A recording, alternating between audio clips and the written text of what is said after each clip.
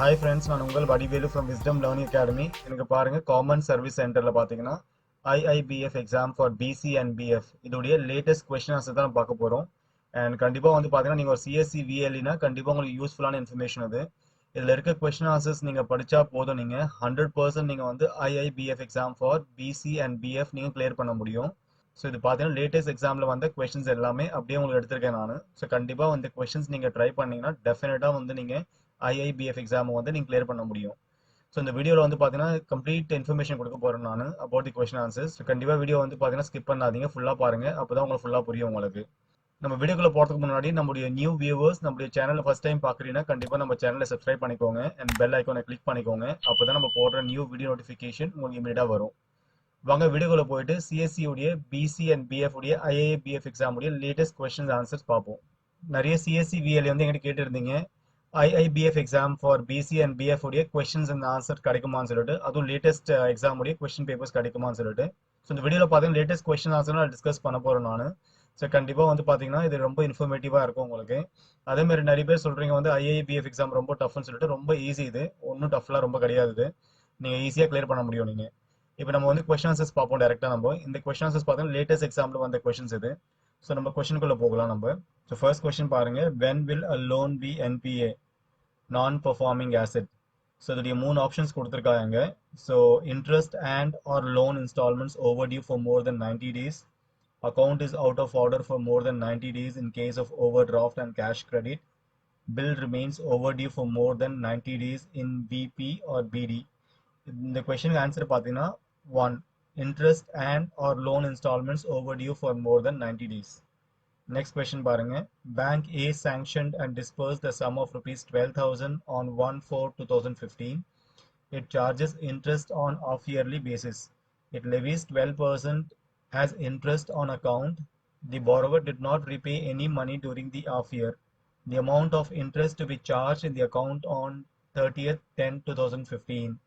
இந்த கொஸ்டினுக்கு ஆன்சர் பார்த்தீங்கன்னா சி, ₹720. இதுக்கு ஒரு ஃபார்முலா இருக்கு. ஸோ சிம்பிள் ஃபார்முலா தான் உங்களுக்கு. அந்த ஃபார்முலா அப்ளை பண்ணீங்கன்னா ஆட்டோமேட்டிக்காக உங்களுக்கு ஆன்சர் வந்துடும் உங்களுக்கு.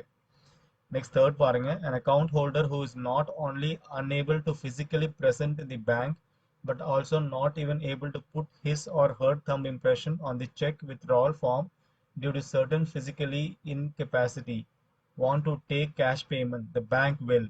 இந்த கேஸ்ல பேங்க் என்ன பண்ணுவாங்க?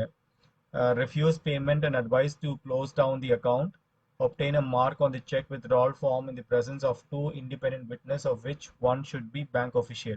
So second தான் கரெக்டான ஆன்சர் இதுக்கு. Next question பாருங்க, fourth question. Lender of the last resort to bank means. இதோடைய ஆப்ஷன் பார்த்தீங்கன்னா செகண்ட் தான். Liquidity support by RBI to bank on temporary basis through repo. Next question. POS stands for. POSனா என்னன்னு கேக்குறாங்க? Point of sale. So answer பார்த்தீங்கன்னா B. Next 6th question பாருங்க. The terms bank customer does not include anyone coming to the bank with the intention of opening his account. So இதுதான் வந்து answer அதுக்கு. Answer A. Next question பாருங்க. You have deposited rupees 10,000 in a bank for 1 year.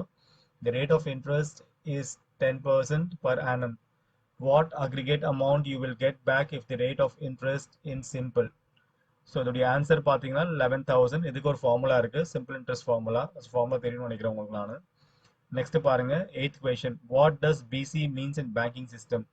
PC வந்து banking சிஸ்டம்னா என்ன? Business correspondent. இது எல்லாருக்கும் தெரியும்னு நினைக்கிறேன் நான். ரொம்ப சிம்பிளான ஆன்சர் தான் அது.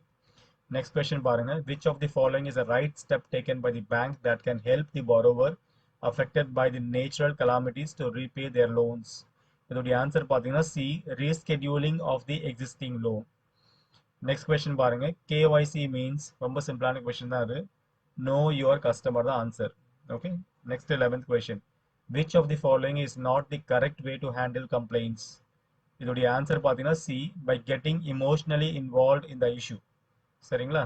Next question. Which of the following is the maximum period for which is allowed under PMJDY? 36 months. Next question பாருங்க, 13th question. A payment bank dash select most appropriate option from the among the following. So a payment bank can accept deposits, any type of deposits, but not exceeding rupees 1 lakh per customer. The correct answer.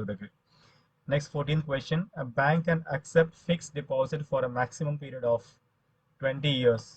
Is the right answer adukku. Next 15th question. Which of the following statements relate to the meaning of Aadhaar seeding in an account? Aadhaar seeding na என்னன்னு கேக்குறாங்க ஒரு அக்கவுண்ட்ல. So அதோட answer பாத்தீங்கன்னா third C option. Linking the Aadhaar card details with the account opened. Next question வந்து பாத்தீங்கன்னா 16th question. 16th question பாருங்க. Recurring deposit is classified as recurring deposit வந்து என்ன சொல்லுவாங்கன்னு கேக்குறாங்க. Term deposit. அதோட நெக்ஸ்ட் பேர் பாத்தீங்கன்னா term deposit. So ஆன்சர் வந்து D. So next பாருங்க 17th question. Fixed deposit is classified as fixed deposit என்ன சொல்லுவாங்க என்ன எது மாதிரி கிளாசிஃபை பண்ணுவோம் கேக்குறாங்க. So fixed deposit is classified as term deposit. So answer வந்து TC இருக்கு. Next 18th question பாருங்க. Dash is the price that someone pays for a loan taken from a bank. ஒரு பேங்க்ல லோன் எடுத்திருக்கீங்கன்னா நீங்க வந்து டேஷ் பே பண்ணுவீங்க அதான் பிரைஸ்ன்றாங்க என்னன்னு பாருங்க இன்ட்ரெஸ்ட். ஸோ பேங்க்ல நீங்க வாங்கும் போது இன்ட்ரெஸ்ட் பே பண்ணுவீங்க. ஸோ ஆன்சர் வந்து பி. நெக்ஸ்ட் கொஸ்டின் வந்து which one of the following has hugely changed the banking culture? Banking culture வந்து இப்போ வந்து எது வந்து ஃபுல்லா மாற்றங்களை கொண்டு வந்திருக்குன்னு கேக்குறாங்க. அதோட ஆன்சர் பாத்தீங்கன்னா C. Increase use and adoption of technology in the banking. Next question. as per RBI guidelines, bank must classify their assets or loans into which of the following 4 categories? So இதான் 4 categories. D தான் கரெக்டான answer. இதை மனப்பாடம் பண்ணிக்கங்க நீங்க. So இதுதான் கரெக்டான answer D தான். இது அப்படியே நீங்க வந்து மனப்பாடம் பண்ணிக்கங்க இல்லை ரிமெம்பர் பண்ணிக்கங்க நீங்க. ஸ்டாண்டர்ட், நான் பெர்ஃபார்மிங், டவுட்ஃபுல், லாஸ். இந்த 4 ஆப்ஷன் இருக்கு பாருங்க. டி அது ஆப்ஷன். நெக்ஸ்ட் பாருங்க 21st question. A loan of rupees 1 lakh been given under Pradhan Mantri Mudra Yojana. It will be categorized under Kishore scheme. Kishore scheme தான் பாத்தீங்கன்னா லோன் ஆஃப் 1 lakh கொடுப்பாங்க. அதுவும் Pradhan Mantri Mudra யோஜனால. So அது ஞாபகம் வச்சுக்கோங்க நீங்க. இதை மனப்பாடம் பண்ணிக்கோங்க நீங்க.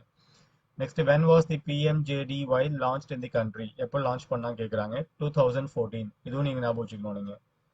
நெக்ஸ்ட் பாருங்க which one of the following is true regarding services provided by the bank? Banking கொடுக்குற சர்வீஸ்ல வந்து எது நிஜம்? So all of the options. Banks provides both financial and non-financial services. Crop loan is a financial service. Kisan credit card is an example of a financial service. So answer வந்து பாத்தீங்கன்னா all the above. இது மூணுமே bank பண்ணுவாங்க. So all the above. Next question 24th question பாருங்க. Bheem Bharat Interface for Money is an app for எதுக்கு use ஆகுதுன்னு கேக்குறாங்க. இது யூஸ் ஆகுது பாத்தீங்கன்னா UPI and payment addressக்காக தான். இது மூணு ஆப்ஷன்ஸ் கிடையாது. So answer வந்து D இருக்கு.